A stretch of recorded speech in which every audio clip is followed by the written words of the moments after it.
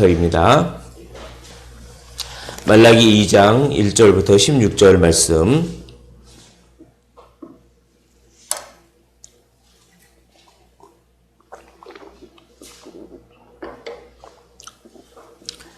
제가 가지고 있는 성경책은 구약성경 1328페이지입니다. 말라기 2장 1절부터 16절. 우리 봉독은 1절부터 9절까지만 봉독을 하겠습니다. 한 절씩 교독하시고 마지막 절 함께 읽도록 하겠습니다. 너희 제사장들아, 이제 너희에게 이같이 명령하노라.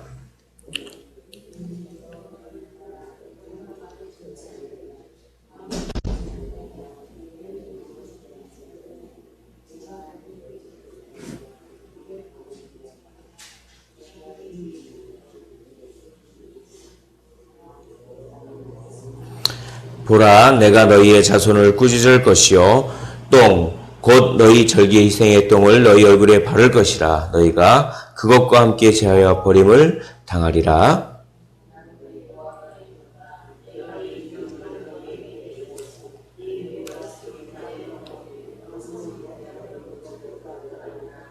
레위와 세운 나의 언약은 생명과 평강의 언약이라.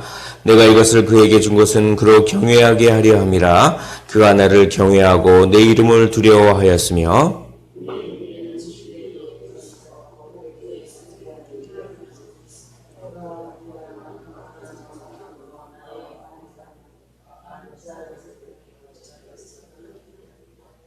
제사장의 입술은 지식을 지켜야 하겠고 사람들은 그의 입에서 율법을 구하게 되어야 할 것이니 제사장은 만군의 여호와의 사자가 됨이거늘.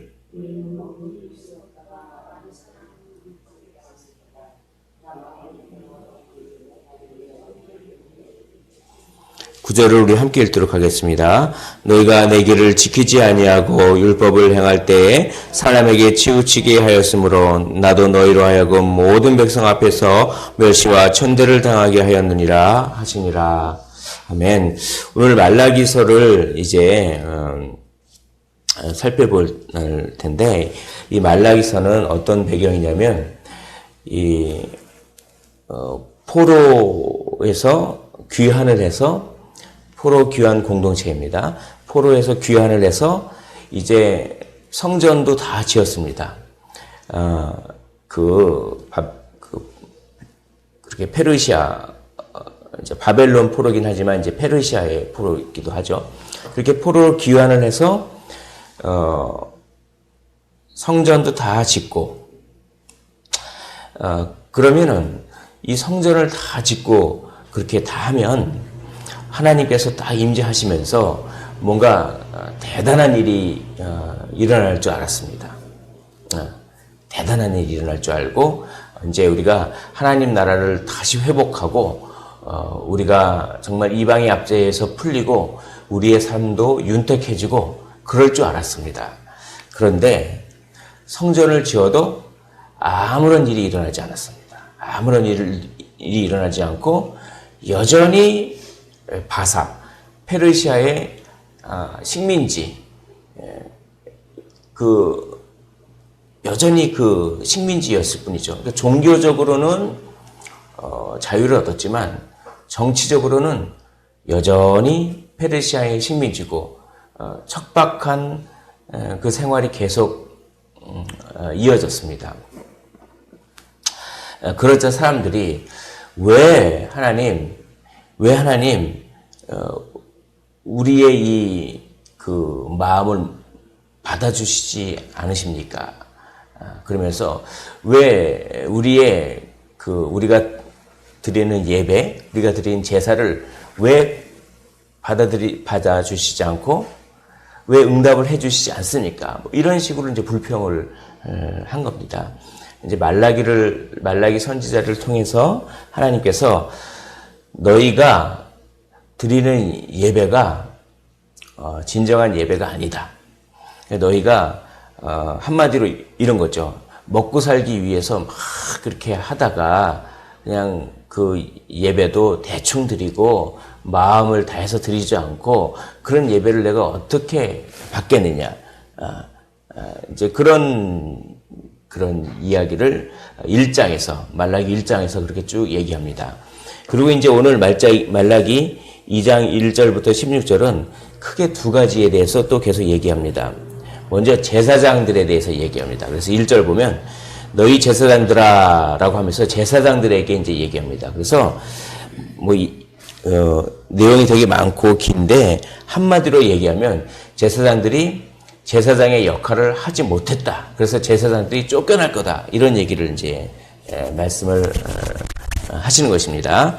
이 2장 2절을 보십시오.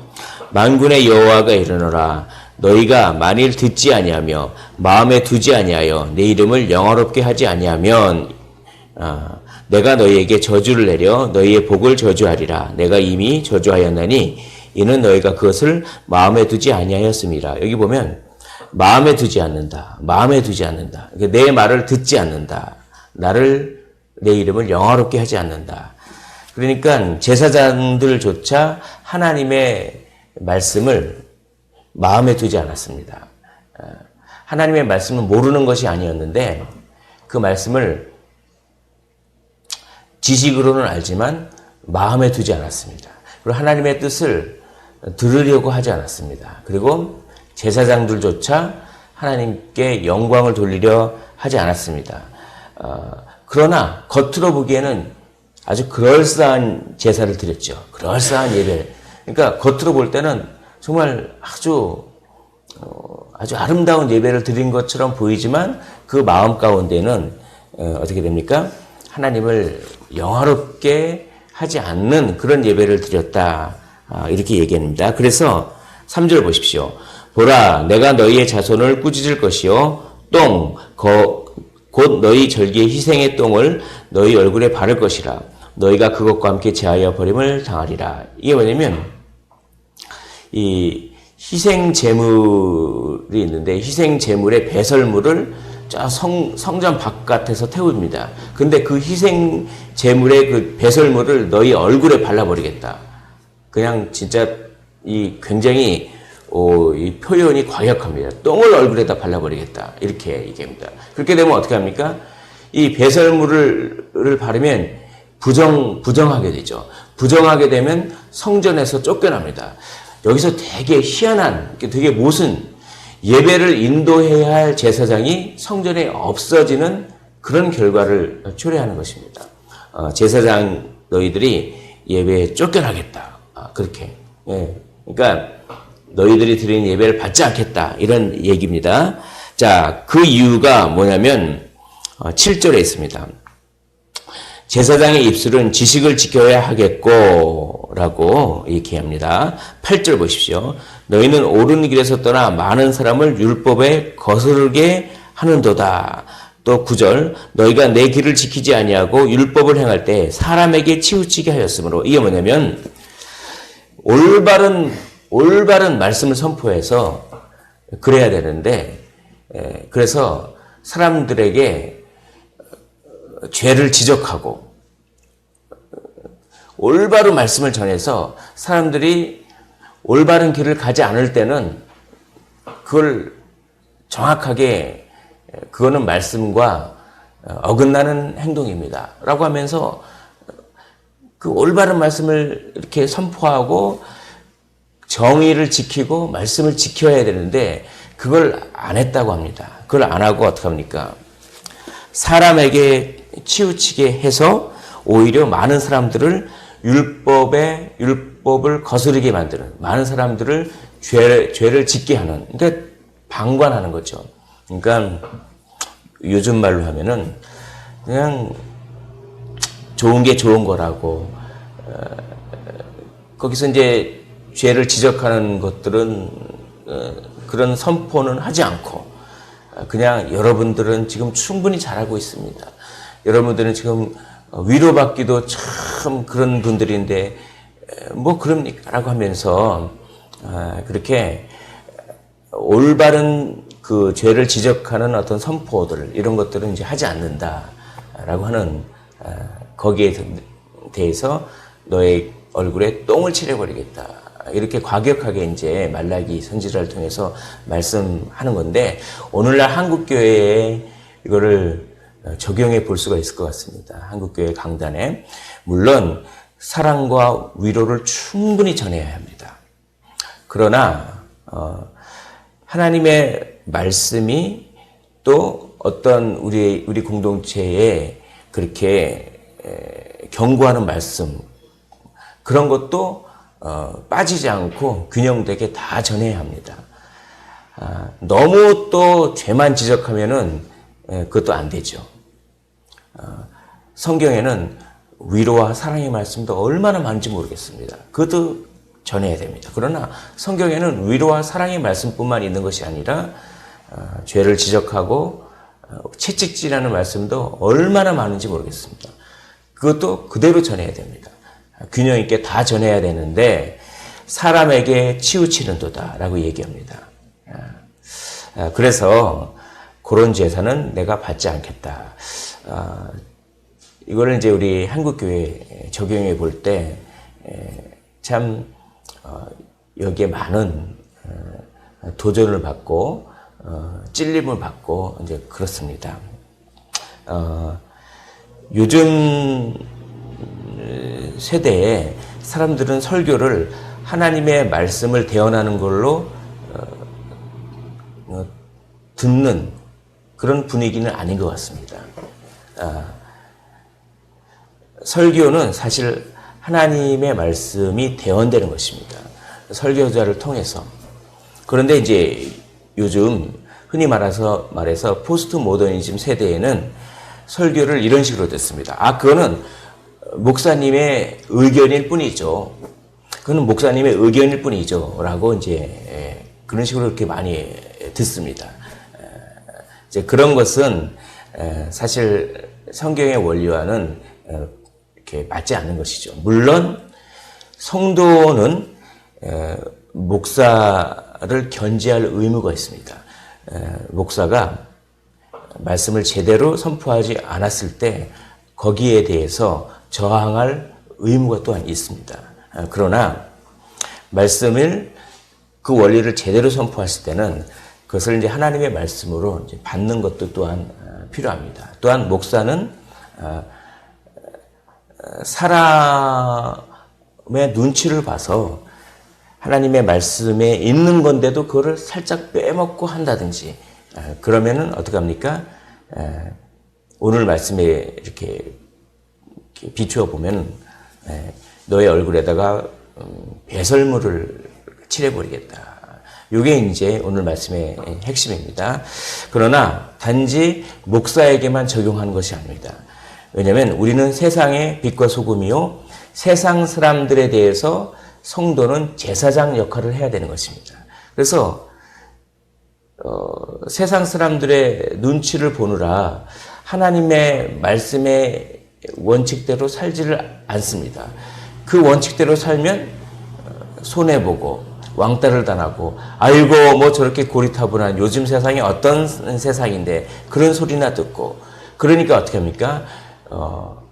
그렇게 살지 않고 편하게 세상에 섞여 살려고 하고 그러다 보니까 내가 그리스도인 교회 다니는 것을 굳이 알릴 필요가 없습니다. 굳이 내 신분을 알려서 내가 그렇게 괴롭게 살 필요가 없습니다. 그러니까 뭡니까? 내가 신자라는 것을 알리지도 않습니다. 그래서 밥 먹을 때 식기도도 안 하고 그냥 숨어있는 그리스도인들 이런 것들을 어떻게 합니까? 말라기는 아주 과격하게 그러면 내가 너희들이 그렇게 살면서 나한테 와가지고 예배드리는 거를 그냥 나는 안 받아버리겠다라고 할 정도로 이렇게 과격하게 이제 말씀을 하는 것을 오늘 우리가 이거를 좀 도전받고 한번 돌아봤으면 좋겠습니다. 또 마지막으로 한 가지가 더 있습니다. 이건 결혼입니다. 10절을 보십시오. 우리는 한 아버지를 가지지 아니하였느냐? 한 하나님께서 지으신 바가 아니냐? 어찌하여 우리 각 사람이 자기 형제에게 거짓을 행하여 우리 조상의 언약을 욕되게 하였느냐? 이게 뭐냐면 우리는 한 신앙 공동체다. 이게 중요합니다. 결혼을 하는 데 있어서 두 가지의 기준을 오늘 말씀하십니다. 첫째, 우리는 한 신앙 공동체다. 그래서 결혼할 대상자와 한 신앙의 공동체를 이룰 수 있는 대상자와 결혼해야 합니다. 이게 하나의 원칙입니다. 그래서 11절 보십시오. 유다는 거짓을 행하였고 이스라엘과 예루살렘 중에서는 가증한 일을 행하였으며 유다는 여호와께서 사랑하시는 그 성결을 욕되게 하여 이방신의 딸과 결혼하였으니 라고 얘기합니다. 그래서 결혼하는 데 있어서 가장 우선순위는 같은 신앙을 공유할 수 있는 대상이냐가 가장 우선입니다. 그래서 우리 교단에서는 믿는 자는 믿는 자와 결혼해야 하는 것을 원칙으로 합니다. 이 원칙은 성경적이라고 저는 믿습니다. 그런데 요즘 세태는 자기들이 좋아서 결혼하는 걸 내가 어떡하겠어. 여기에는 사실 성경과는 조금 반대되는 원칙이 있습니다. 결혼을 하는 데 있어서 가장 우선순위가 성경은 신앙이 가장 우선순위라고 성경은 얘기합니다. 그러나 요즘 세태는 서로 끌리는 매력, 서로 상대방과 상대방이 자기와 자기가 서로 얼마나 좋아하는가, 서로 얼마나 끌리는 매력이 있는가를 더 우선순위로 여깁니다. 네. 그래서 먼저 서로 좋으면 일단 되지. 신앙은 뭐 나중이고. 그런데 이제 원칙은 신앙이 더 우선순위로 해야 되는 것입니다. 왜냐하면 우리는 한 신앙 공동체이기 때문에 그렇습니다. 이게 원칙입니다. 두 번째 원칙을 말씀을 드리겠습니다. 두 번째 원칙은 14절 보십시오. 14절 제가 읽어보겠습니다. 너희는 이르기를 어찌 됨이니까 하는도다. 이는 너와 내가 어려서 맞이한 아내 사이에 여호와께서 증인이 되시기 때문이라. 그는 내 짝이요 너와 서약한 아내로다. 내가 그에게 거짓을 행하였도다. 이게 뭐냐면 결혼은 여호와께서 증인으로 쓰시는 일종의 계약입니다. 언약입니다. 그러므로 이혼을 하는 것은 원칙적으로 성경에서 반대하는 것입니다. 물론 이혼을 허용하는 부분이 있지만 원칙적으로는 반대입니다. 왜냐하면 하나님께서 증인이 되셔서 계약을 하나님 앞에서 언약을 맺었기 때문에 그렇습니다. 여기서 결혼에 대해서 중요한 것을 말씀드리면 요즘은 결혼의 기준이 그냥 둘이 좋으면 됩니다. 둘이 좋고 둘이 행복하게 살기만 하면 됩니다. 그런데 그런 기준은 성경과는 반대입니다. 성경은 둘이 좋다고 해서 되는 것이 아닙니다. 성경은 왜 결혼해야 되냐면 결혼해서 하나님 나라를 확장하기 위해서 결혼한다 이것입니다. 그래서 오늘날과는 완전히 좀 틀린 것이죠. 그래서 결혼은 사랑으로 하는 것이 아니라 결혼은 우정으로 한다. 이게 성경의 원리입니다. 그래서 서로가 서로를 바라보는 사랑으로 하는 것이 아닙니다. 결혼은 서로가 각자 하나님을 바라보고 동일한 하나님을 바라보는 우정으로 결혼을 하는 것이 성경의 원칙입니다. 근데 여러분, 사랑이 더 강력하겠습니까? 우정이 더 강력하겠습니까? 우정이 훨씬 더 강력합니다. 훨씬 더 행복하게 만듭니다. 왜냐하면 서로가 서로를 바라보는 사랑은 얼마 못 가서 실증이 나고 얼마 못 가서 서로 실망하고 배신감 느끼고 그래서 아유 이혼해야지 그러지만 서로가 하나님을 바라보는 그런 우정은 하나님으로 말미암아 하나님의 은혜를 공급받기 때문에 그런 결혼 생활은 아주 탄탄한 것입니다. 하나님께서 인정해 주시기 때문에 인도해 주시기 때문에 그렇습니다. 말라기는 오늘 그것을 이야기합니다. 그래서 너희들이 그냥 너희들 좋다고 마음대로 이방신을 섬기는 그런 사람들과 결혼하고 너희들이 그냥 젊어서 만났던 아내가 있는데 그 아내를 싹 이혼하고 버려버리고 다른 사람이 좋다고 그렇게 그런 거는 완전히 나의 뜻과는 완전히 반대된다. 그러니 내가 너희의 예배를 받지 않겠다. 이렇게 이제 오늘 말라기를 통해서 얘기합니다. 오늘 이 말라기서는 우리의 세타를 그대로 얘기해주고 있습니다. 우리가 입술로는 하나님 중심적이다. 하나님 중심으로 살아야 된다. 그리고 하나님께 영광 돌리며 살아야 된다라고 하지만 실제적으로 들어가면 우리의 삶의 예배와 우리의 결혼이라든지 이런 것들에 하나님의 그 원칙을 얼마나 이 세대가 지키고 있는 건지 한번 돌아보라라고 하는 이 말라기 말씀을 우리가 돌아보고 우리에게 적용하며 우리가 하나님 중심적으로 살겠습니다. 이렇게 다짐하는 오늘 이제 시간이 되었으면 참 좋겠습니다. 네, 기도하겠습니다.